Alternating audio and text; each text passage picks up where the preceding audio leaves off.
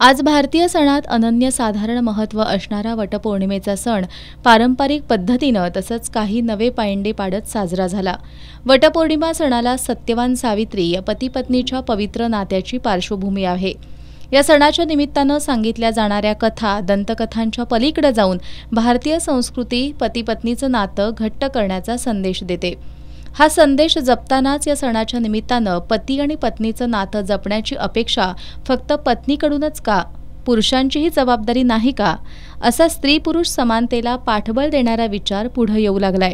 याच विचारातून करवीर तालुक्यातील शेळकेवाडीतील पुरुष मंडळींनी आपल्या जीवनसाथीला दीर्घायुष्य मिळावं म्हणून उपवास करत थेट वडाला फेऱ्या मारल्या। यामध्ये काहींनी तर आपल्या जीवनसाथीला सोबत घेऊन वडाला साकडं घातलं। या निमित्तानं वटपौर्णिमा सण साजरा करण्यापाठीमागच्या भावनेचा आदर करत स्त्री-पुरुष समानतेचा संदेश देऊन ही मंडळी थांबलेली नाहीत, तर त्यांनी शाळेच्या परिसरात वडाची 10 झाडं लावून ती जगवण्याचा संकल्प केला। तर ग्रामपंचायतीनं वटपौर्णिमेच्या निमित्तानं गावातील नवदाम्पत्यांना वडाची रोपं भेट देऊन त्यांना आनंददायी सहजीवनाच्या शुभेच्छा दिल्या। स्त्री-पुरुष समानतेसह पर्यावरण रक्षणाचा कृतिशील संदेश देणाऱ्या शेळकेवाडीतील पुरुषांचं हे पाऊल अन्य ठिकाणच्या पुरुषांसाठी सुद्धा अनुकरणीय आहे।